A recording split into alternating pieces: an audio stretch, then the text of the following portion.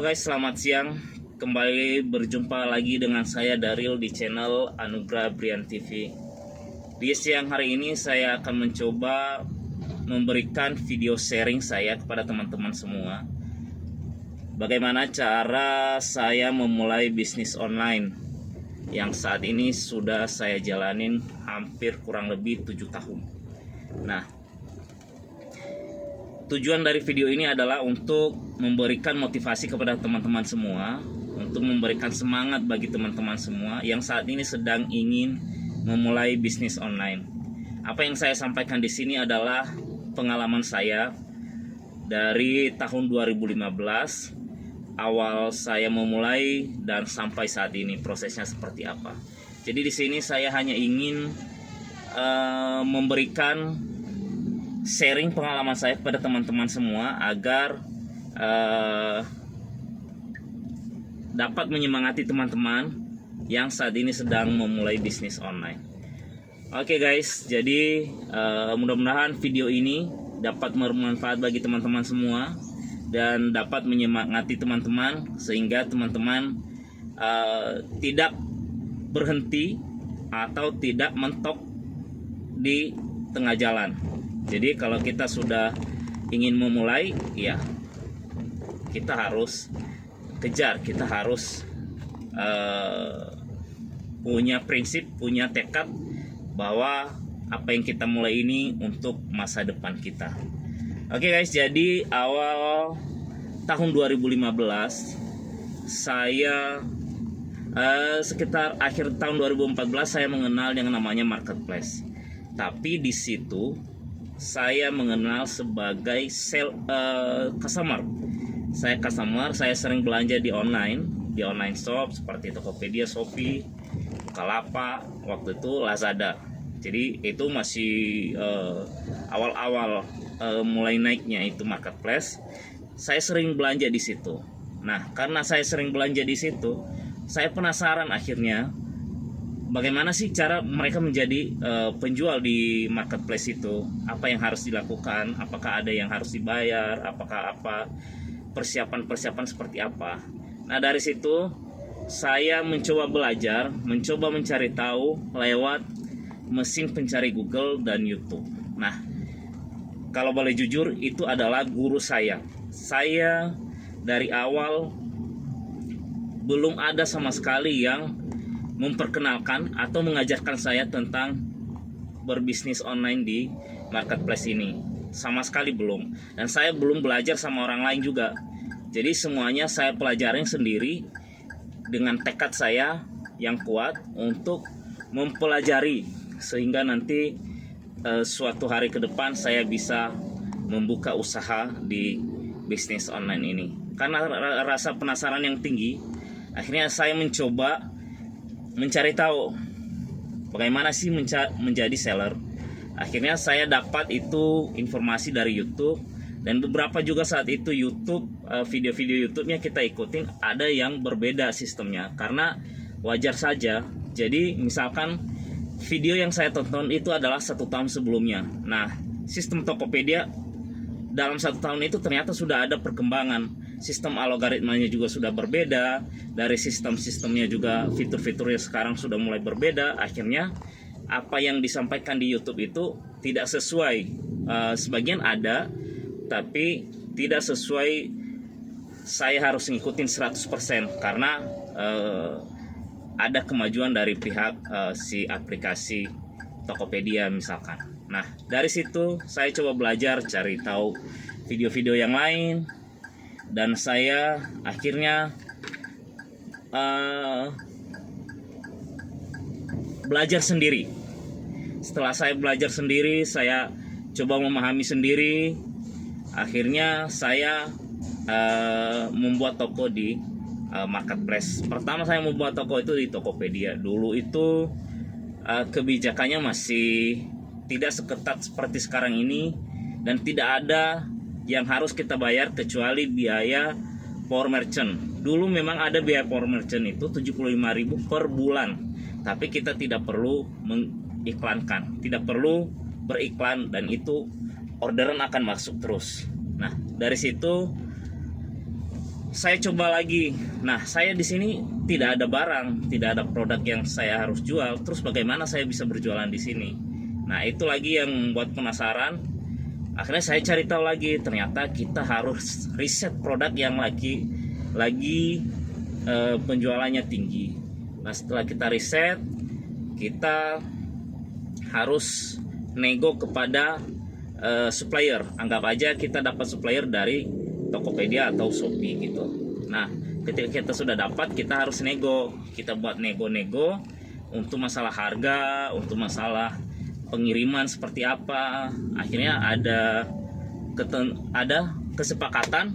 Akhirnya saya minta izin semua barangnya di toko online-nya itu saya scrap, saya masukin ke toko saya. Nah, dari dulu awal modal saya itu seperti itu. Saya belajar, setelah saya belajar, saya cari tahu juga sistem yang dapat upload massal. Dulu kan kalau ngupload satu-satu agak ribet karena saya waktu itu masih bekerja, saya kerja di farmasi. Nah, dulu yang saya jual itu bukan alat-alat seperti yang saat ini saya jual, alat kesehatan kan. Dulu itu masih kayak pakaian, sepatu. Nah, itu yang saya kerjakan waktu itu.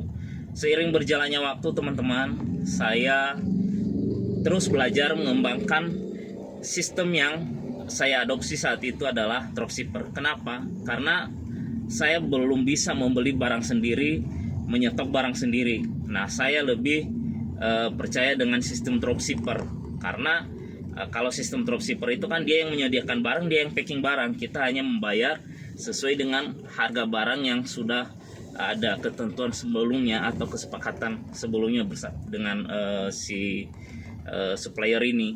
Nah, dengan itu saya akhirnya berjualan di situ. Dan sistemnya waktu itu kita serba manual ya.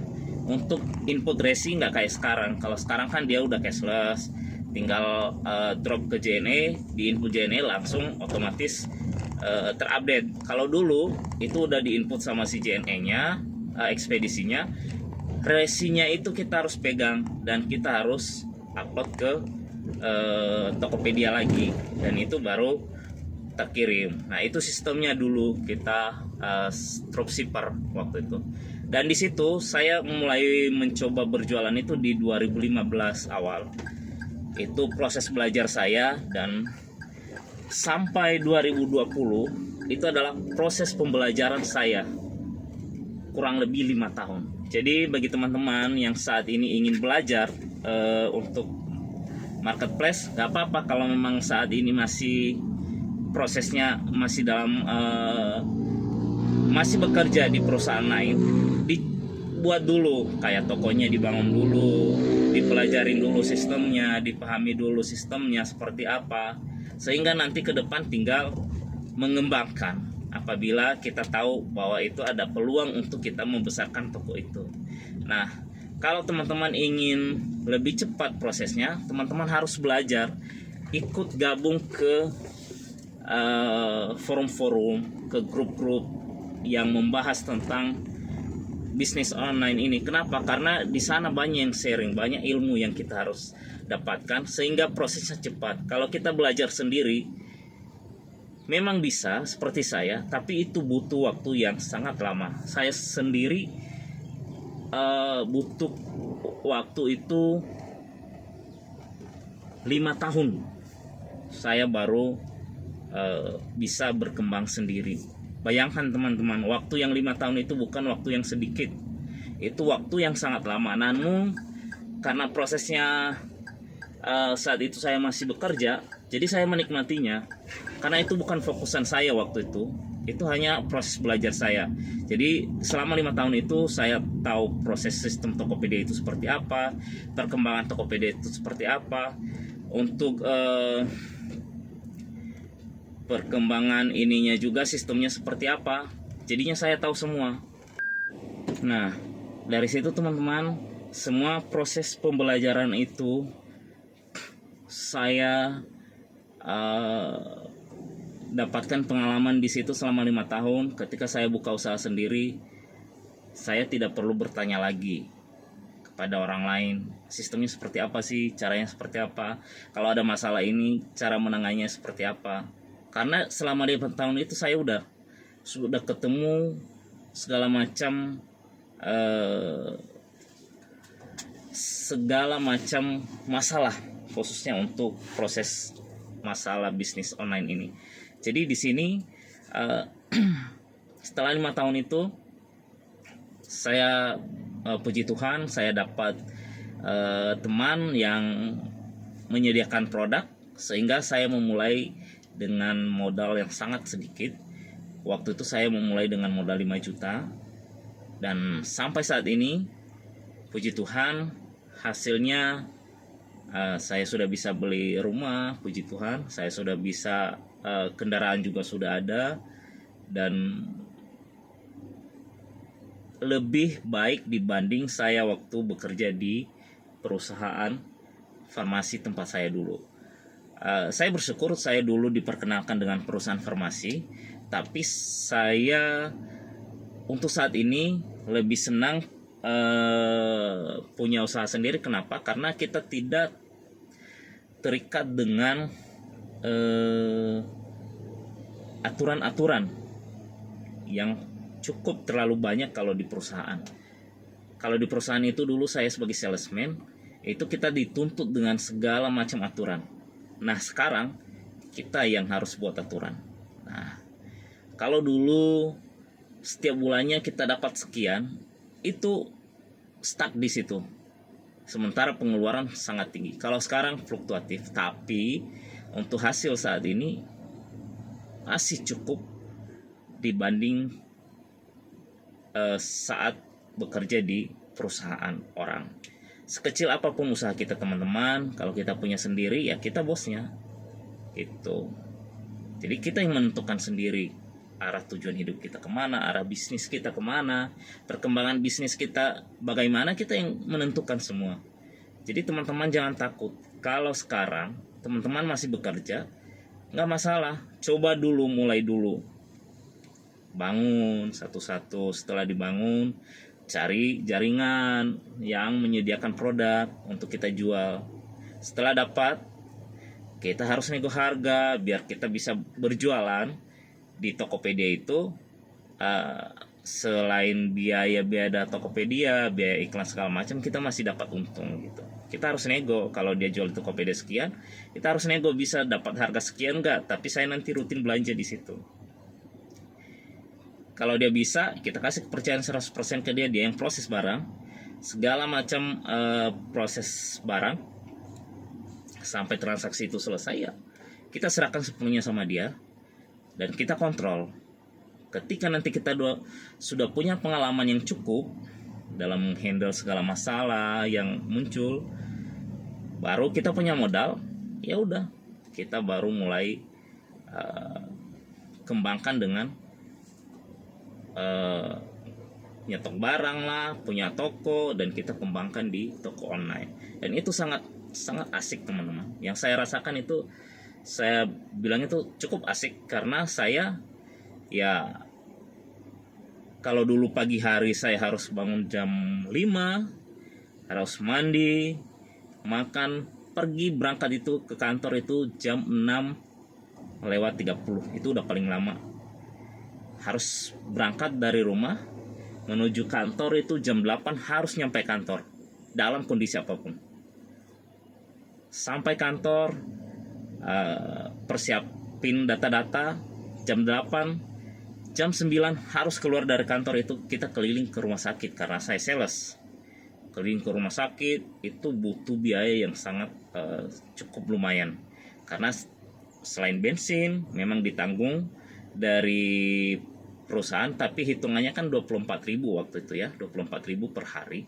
Sementara yang kita pakai aja, saya bensin pulang pergi sama kelilingnya itu kurang lebih 35 waktu itu. Itu bensin masih murah waktu itu, 35 per hari, 35.000 per hari. Belum parkir sejam 2.000. Kalau kita 2 jam di rumah sakit itu bisa 4.000. Nah sehari kita keliling berapa rumah sakit, misalkan 8 ya, rata-rata di bawah 1 jam, berarti itu 16.000 gitu loh. Nah kalau 16.000 tambah 35.000 per hari itu udah berapa ya, belum lagi kalau kita beli makan di luar apa segala macam gitu. Dan itu sangat, kalau saya hitung-hitung lumayan besar. Biaya kebutuhan kita, pengeluaran kita setiap bulan itu cukup besar. Nah kalau sekarang ya kita yang menentukan gitu. Terkadang kita masih di malam hari kita masih tidur, masih belum bangun, ternyata ada pesanan dan besoknya kita baru proses. Dan itu sangat asik sih menurut saya untuk bisnis ini yang saya jalani saat ini.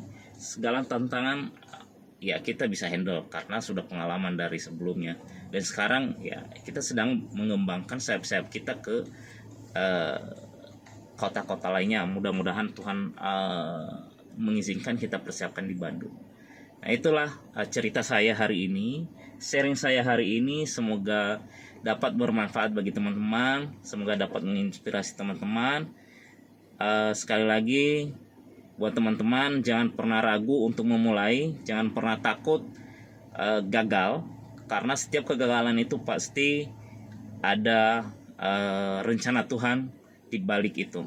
Ada rencana Tuhan yang lebih indah. Itu sudah saya jalani teman-teman, dan saya percaya semua yang saya dapatkan hari ini adalah atas izin Tuhan, atas pertolongan Tuhan. Hingga saat ini saya bisa membangun ekonomi keluarga saya, terutama keluarga inti saya. Dan ya saya percaya bahwa ini adalah titipan, tapi semua itu kita maksimalkan. Titipan itu kita jaga ya, kita jaga dan kita kembalikan, kita serahkan kembali kepada Tuhan, biar Tuhan yang berencana merancang kehidupan kita. Ya kita cukup berencana aja, kita cukup menjalani apa yang Tuhan rancangkan dalam hidup kita. Saya percaya itu bahwa hidup kita ini kalau kita manfaatkan dalam hal-hal yang baik, maka Tuhan persiapkan kita untuk langkah yang lebih baik lagi ke depan. Sekian dulu video saya kali ini teman-teman. Semoga Tuhan menyertai kita selalu, dan apa yang kita rencanakan saat ini, Tuhan akan terus merancang yang terbaik bagi kita.